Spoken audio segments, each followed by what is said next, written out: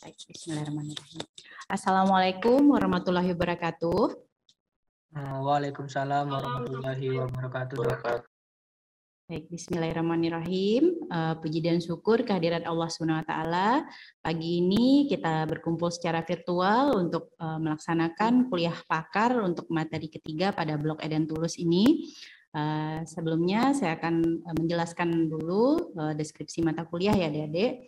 Saya Dr. Gigi Resa Ferdina Mars, di mana pagi ini kita akan menjelaskan materi perkuliahan yang mengenai penjelasan basis akrilik, keuntungan dan kerugian basis akrilik, sadel, anasir gigi tiruan, penggolongan basis akrilik, jenis retainer, prinsip dasar cangkolan, di mana nanti materi kuliah ini bobotnya adalah 0,125 SKS yang dilakukan 1 kali pertemuan atau 2 kali 50 menit. Kemampuan yang diharapkan nantinya adalah adik-adik atau mahasiswa mampu memahami komponen-komponen GTSL resin akrilik. Dan materi pembelajarannya melalui lecture note atau PPT, textbook, dan artikel ilmiah. Untuk sistem pembelajaran yaitu problem based learning dan metode pembelajaran melalui kuliah pakar. Untuk interaksi dengan mahasiswa, nanti akan ada diskusi interaktif selama penyampaian materi dan saat proses pembuatan tugas. Dan untuk sistem penilaiannya adalah meliputi nilai attitude 5%, nilai tutorial nantinya 15%, nilai pleno 5%, laporan pleno 5%, nilai harian praktikum dan skislabnya 25%, nilai ujian praktikum dan skislab 10%, serta nilai ujian teori atau CBT 35%. Oke, sebelum kita masuk ke materi kuliah, ada baiknya kita berdoa terlebih dahulu ya adik-adik. Mungkin bisa dibantu Sugeng untuk memimpin doa. Baiklah, Assalamualaikum warahmatullahi wabarakatuh. Waalaikumsalam warahmatullahi wabarakatuh. Baiklah, kita berdoa sesuai agama dan keyakinan kita masing-masing. Berdoa dimulai.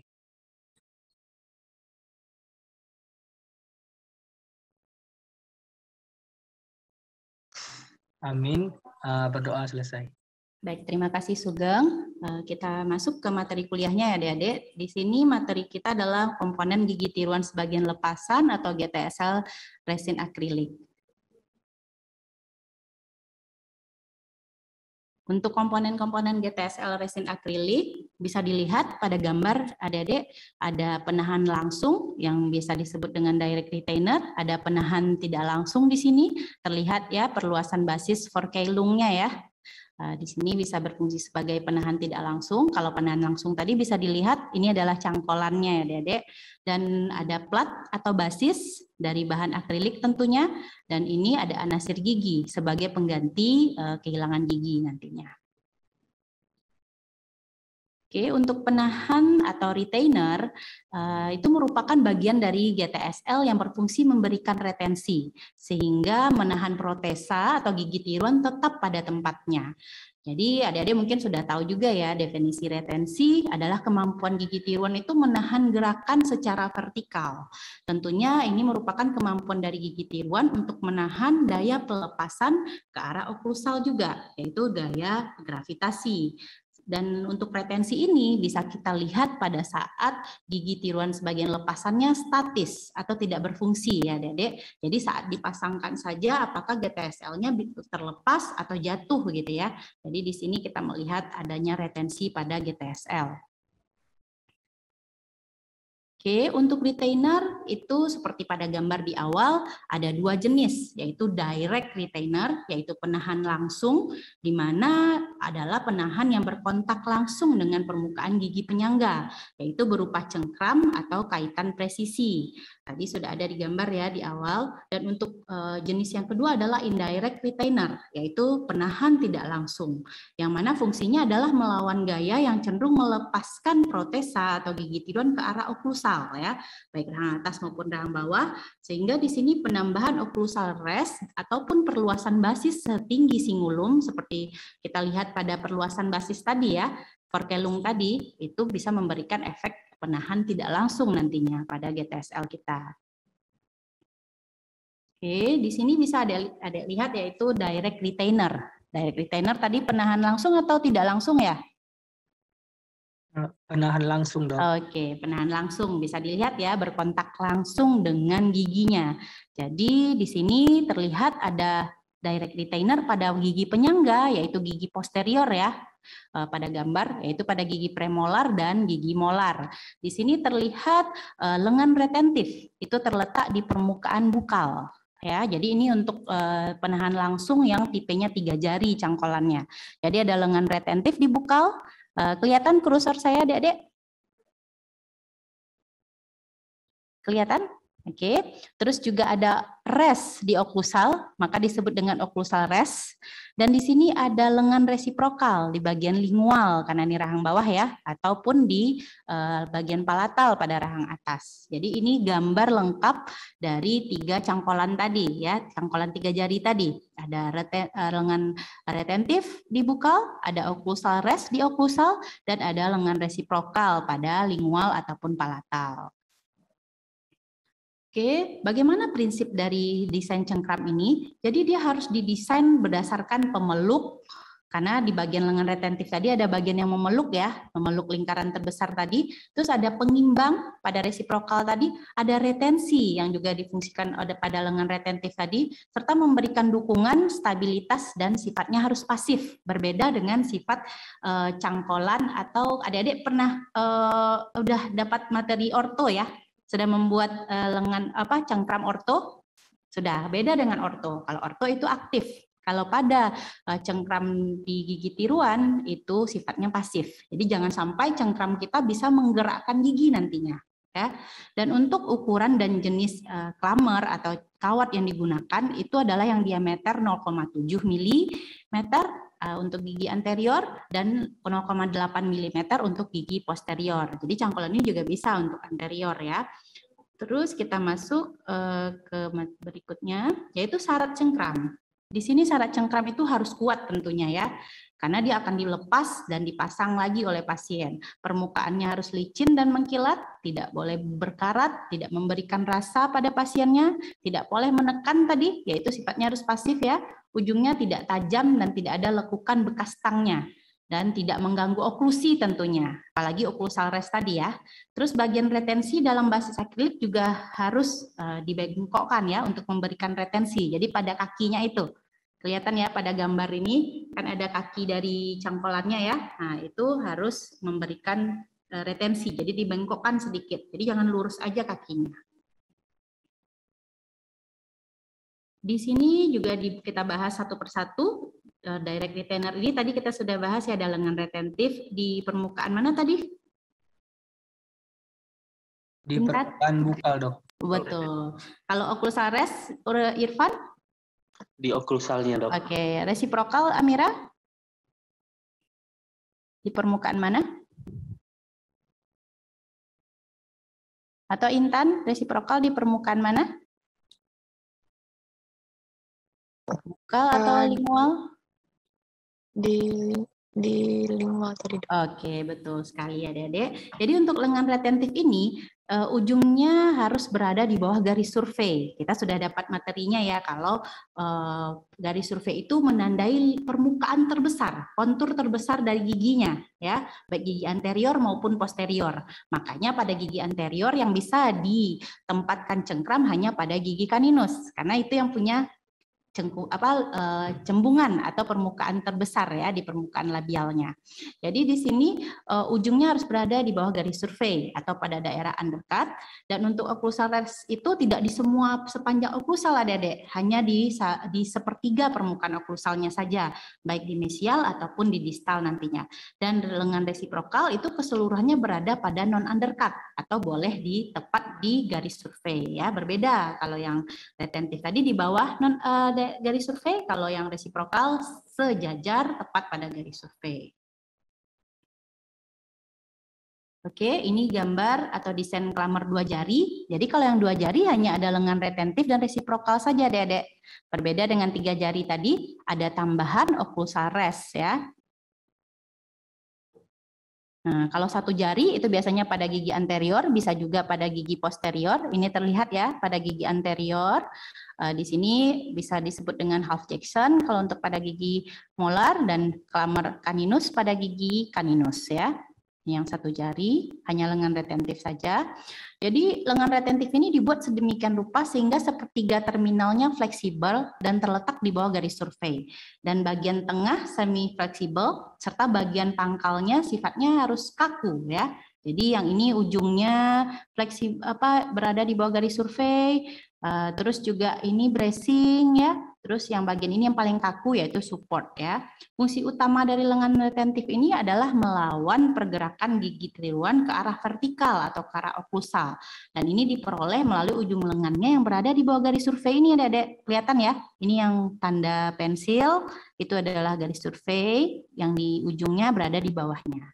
Dan berfungsi menetralisi gaya yang akan memutar atau memiringkan gigi penyangga, serta stabilisasi protesa untuk mengurangi pergerakan horizontal.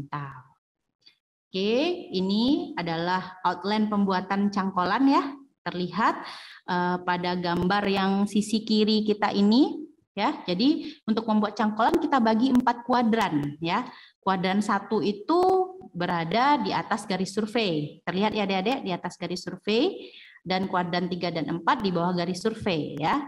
Dan kuadran 1 dan 4 ini terletak mendekati daerah saddle. Dan 2 dan 3 ini menjauhi daerah saddle. Dan untuk desain clamer ini, ujung retentifnya itu berada pada kuadran berapa ini? 3 ya. Dan untuk yang bracing, pemeluk, nah ini berada pada kuadran 1 dan 3.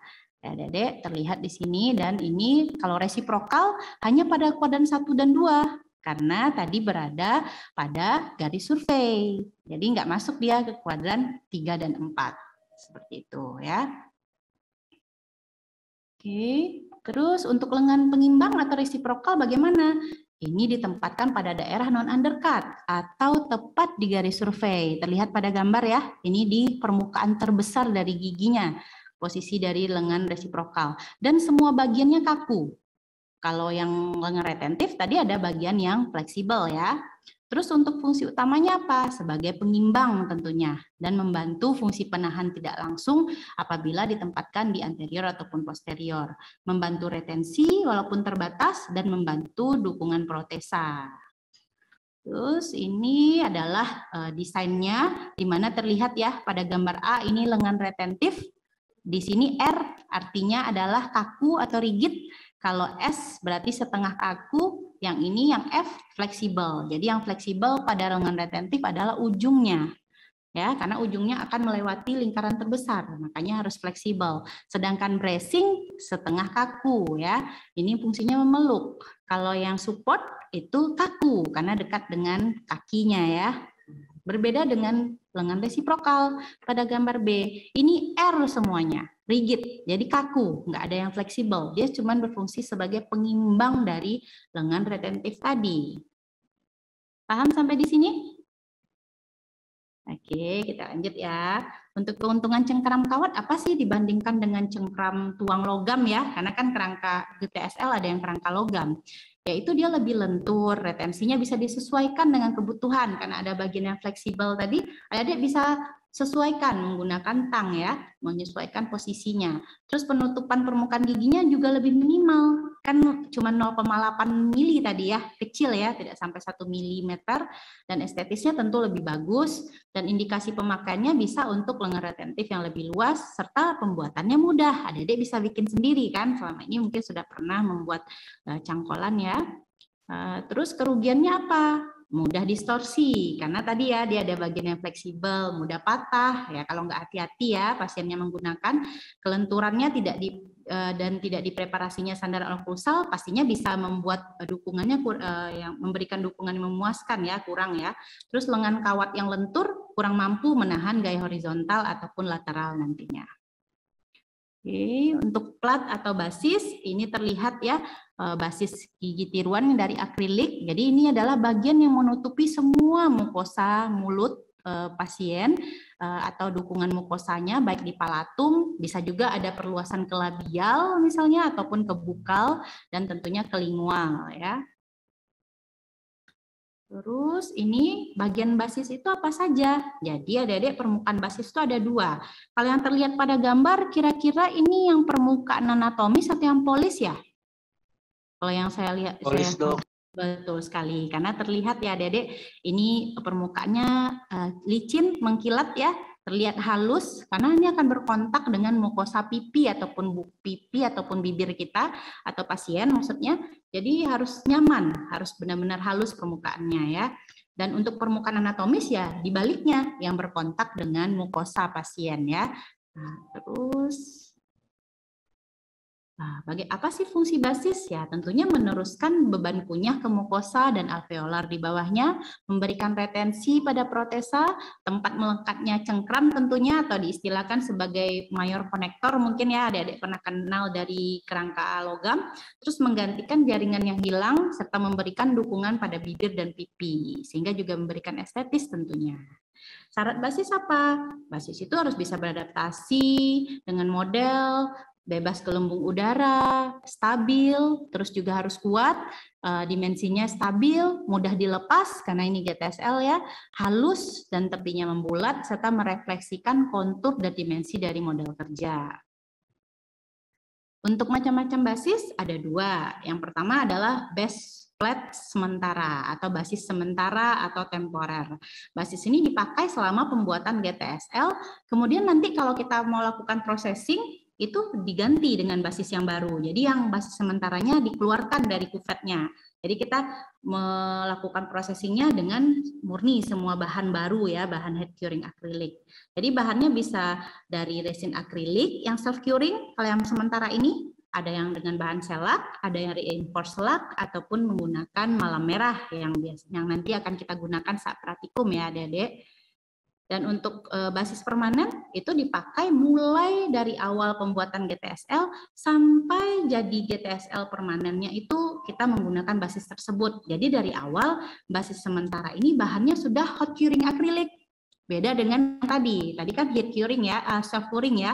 Kalau yang permanen ini dari awal kita udah bikin dari bahan heat curing akrilik ataupun dari bahan visible light cure. Jadi nanti saat kita processing, basisnya nggak kita buang, nggak kita keluarkan dari kuvet. Kita tetap langsung gunakan basis tersebut sampai jadi GTSL. Oke, nah untuk materinya sudah selesai. Nanti adik-adik dapat menambah referensinya dengan beberapa buku textbook di bawah ini dan juga mungkin menambah dengan artikel ilmiah lainnya ya. Mohon dibaca nantinya. Untuk materi ini ada yang mau didiskusikan, silakan. Ada yang mau bertanya? Baik dok, izin bertanya dok. Oke, Sugeng duluan ya. Baik dok, terima kasih banyak dok. Ya, sama-sama.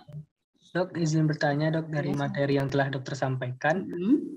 Pertanyaannya itu, apakah penempatan komponen occlusal rest itu bisa mengganggu dari oklusi pasien dok? Dan jika mengganggu, bagaimana cara kita mengatasinya dok? Oke, baik. Terima kasih. Bagus sekali ya, Sugeng pertanyaannya. Mungkin ada yang lain juga ada pertanyaan seperti ini ya dalam pikirannya ya. Tadi kan kita udah bahas occlusal rest itu tentunya di occlusal ya, dan tentunya mungkin saja mengganggu oklusi dengan gigi antagonis ya. Kalau misalnya gigi antagonisnya berkontak dengan occlusal rest, kira-kira nanti bisa mengakibatkan adanya trauma oklusi tentunya. Sehingga gigitan pasien atau oklusi pasien menjadi open bite. Betul seperti itu? Oke, jadi kalau ada kondisi seperti ini, sebaiknya atau memang seharusnya kita membuat dulu seat atau kedudukan dari occlusal rest tadi, Sugeng dan kawan-kawan. Jadi kita perlu preparasi permukaan okklusalnya untuk tempat dari occlusal rest tadi. Ya, jadi okklusal gigi pasien, misalnya occlusal restnya ditempatkan di mesial. Jadi kita preparasi dulu permukaan mesialnya, sehingga occlusal rest tadi masuk ke dalam seat tadi, kedudukan tadi. Makanya disebut dengan rest seat. Sehingga saat dikontakkan dengan gigi antagonis tidak mengganggu oklusi. Oke, cukup jelas Sugeng dan kawan-kawan yang lain? Cukup jelas dok, terima kasih banyak dok. Sama-sama Sugeng. Ada pertanyaan lainnya Dede? Bila izin bertanya Bu. Oke, silakan Bila. Bila ingin bertanya Bu, bagaimana pembuatan basis kepada kondisi rahang yang terdapat torus, Bu? Oke, berarti ada torus baik palatinus ataupun mandibula ya? Ya, Bu. Oke, jadi ada penonjolan pada permukaan palatal ataupun lingual ya. Jadi kalau pada kasus torus adik-adik, basis tidak boleh menekan torus. Karena apabila basis menekan torus, itu akan mengakibatkan ketidaknyamanan tentunya pada pasien. Akan ada rasa sakit karena akrilik ataupun kerangka lainnya cukup keras ya. Sehingga untuk mengatasinya, kita bisa lakukan alternatif ada dua. Alternatif pertama kita bisa lakukan pembebasan torus dari basis tersebut. Yaitu pada saat pembuatan basis, model kerja adik-adik dibuat dilapisi dengan separating dulu, yaitu bisa dengan menggunakan tin foil atau aluminium foil, sehingga ada space, ada jarak antara permukaan basis dengan torus nantinya setelah basisnya jadi. Itu alternatif pertama. Kalau alternatif kedua, bisa juga menggunakan desain basis dengan berbentuk U-shape. Itu hanya bisa digunakan pada rahang atas ya Bila dan kawan-kawan. Jadi pada basis rahang atas itu bentuk U. Jadi dibebaskan torusnya ya. Nah, jadi kalau misalnya memungkinkan pakai alternatif kedua, boleh alternatif kedua ataupun yang alternatif pertama tadi. Mungkin itu saja. Sudah cukup jelas Bila? Sudah, Bu. Terima kasih, Bu. Oke, baik. Sama-sama. Dan untuk mungkin itu untuk sesi pertanyaan, adik-adik kita masuk ke tugas. Diharapkan adik-adik nanti bisa membuat makalah kelompok ya. Kelompoknya seperti biasa, di mana nanti makalah ini terkait dengan komponen GTSL dengan kasus kehilangan gigi sebagian pada rahang atas dan rahang bawah. Jadi adik-adik nanti bikin komponen GTSL-nya atau desain GTSL-nya sesuai dengan skenario. Nanti skenario-nya adik-adik boleh bikin sendiri ya, di mana kasus kehilangan giginya. Dan nanti tugas ini dikirimkan melalui classroom ya seperti biasa dan sebelum perkuliahan berikutnya. Mungkin itu saja. Terima kasih. Selamat belajar dan sukses ya adik-adik. Kita tutup dulu dengan bacaan hamdalah. Alhamdulillahirabbil alamin. Amin. Assalamualaikum warahmatullahi wabarakatuh. Waalaikumsalam warahmatullahi wabarakatuh. Terima kasih banyak, Dok. Sama-sama adik-adik.